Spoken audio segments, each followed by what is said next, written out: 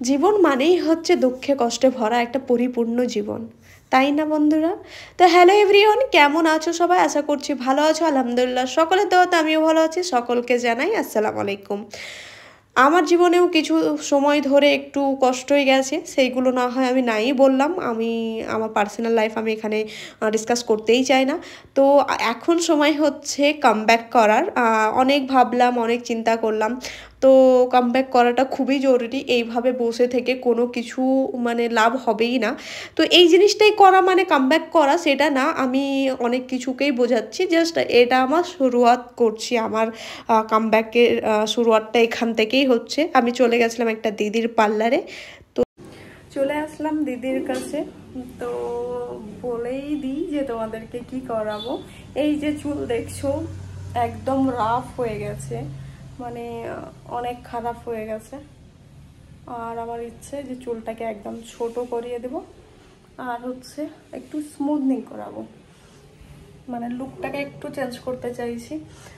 তো দিদি বলেছিল যে 11টার সময় আসতে, মানে 11টার সময় করবে, বাট আমি একটু আগেই চলে এসেছি। তার কারণ হচ্ছে আমার বাড়ি তো অনেক দূর, মানে দিদির বাড়ি থেকে। তো দিদি এখন স্নান করছে, দিদির একটা হেল্পারও আসবে, তো এখন আসেনি, কাজটা শুরু করবে। তো অনেকদিন পর ভিডিও করছি। তোমরা কেমন আছো? আশা করছি ভালোই আছো। তো দেখতে থাকো ভিডিওটা, আমার লুকটা কেমন আসছে অবশ্যই কিন্তু দেখতে থাকো। Tata, bye bye. জানতেই পারলে যে আমি কিসের জন্য এসেছি। হ্যাঁ ফ্রেন্ড, মানে অনেক দিন ধরেই ভাবছিলাম যে আমি চুলটাকে স্মুথনিং করাবো, বাট হয়ে উঠছিল না। কারণ হচ্ছে আমার প্রবলেম অনেক কিছুই ছিল, আমি বাড়িতেই বসেছিলাম দুঃখ কষ্ট নিয়ে। তো যাই হোক, বাড়িটা কত সুন্দর তাই না? দিদির বাড়িটা খুবই সুন্দর, বেশ ভালো লাগে এই জায়গাটাতে, মাঠের ধারে।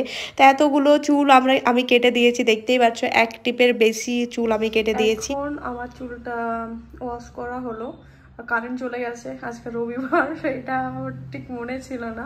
শাটডাউন যদি হয়ে যায় তো বেকার হয়ে যাবে, আল্লাহ যেমন না হয়। আর এদিকে দিদি একটু ফেস ডিট্যান্ড করছে। তো এখন কি করার, বেকার বসেই থাকি। তো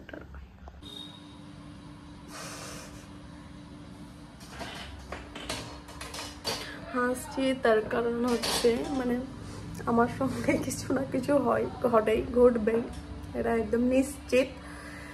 তার কারণ হচ্ছে আজকে হচ্ছে রবিবার, সেটা আমার মনে ছিল না। রামপুরহাটায় আছে, হয়তো আজকে শাটডাউন, আমি জানি না।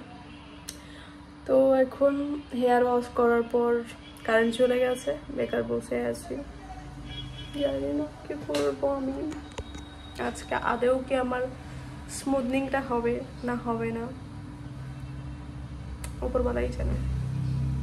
তো চলো দেখাই যাক। হেয়ারটা তো কেটেই নিয়েছি, দেখতেই পাচ্ছ। আবার স্ট্রেটনিং মানে স্মুথনিংটা বাকি আছে।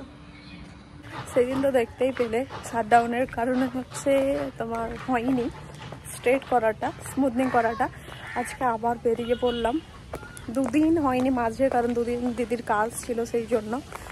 তো বেরিয়ে পড়লাম, এখন দেখি কটা থেকে স্টার্ট করি। এখন তো বাজে 9:30।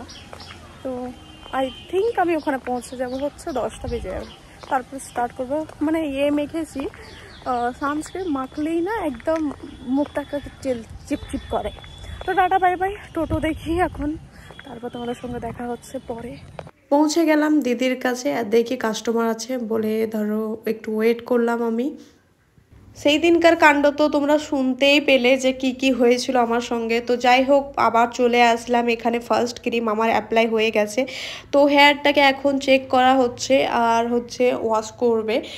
তো এইদিকে ওয়াশ করা হয়ে গেছে, তো স্ট্রেটনিংটা চলছে আমার। এত ব্যথা করছিল কি বলবো বন্ধুরা, বাট অনেক ব্যথা পেলেও না, মানে এগুলো সহ্য হয়ে যায়। তার কারণ হচ্ছে যখন নিজের লুকটাকে দেখে একটু বেশ ভালোই লাগে। আমি চেয়েছিলাম এখান থেকে যে আমার লুকটা একটু চেঞ্জ হোক, তার কারণ হচ্ছে আমি এবার আমার কাজের দিকে একটু ফিরে আসতে চাই। আমার ভিডিও, আমি চুলের জন্য ধরো আমি সবসময় হেয়ার স্টাইল হিট দিতে পারতাম না, সেই জন্য আমি চেয়েছিলাম যে একটা স্টাইল যেমন থাক, এইভাবে আমাকে যেমন হেয়ারটা কিছু না করতে হয়। তো সেই জন্যই আমি এটা করলাম। তো কেমন হয়েছে অবশ্যই কিন্তু তোমরা জানাবে কমেন্ট করে। আমার লুকটা চেঞ্জ হয়েছে কি হয়নি এটাও কিন্তু বলবে, ভালো লাগছে না খারাপ লাগছে। ওকে, তো টাটা বাই বাই, আবার দেখা হবে পরে। আর যে কাজটা করে দিয়েছে তাকেও তো একটু দেখায়, সেটা হচ্ছে আমার গুরুমা বলতে পারে, দিদি বলতে পারে, সকলে। এই যে হাই বলে দেন একটু। জানি আমি ব্লগটা অনেক ছোট হয়েছে, তো যদি ভালো লাগে তো লাইক কমেন্ট এন্ড সাবস্ক্রাইব করবে। দেখা হচ্ছে নেক্সট ব্লগে। তোমরা কীরকম ভিডিও দেখতে চাও আমাকে কমেন্ট করে জানাবে প্লিজ।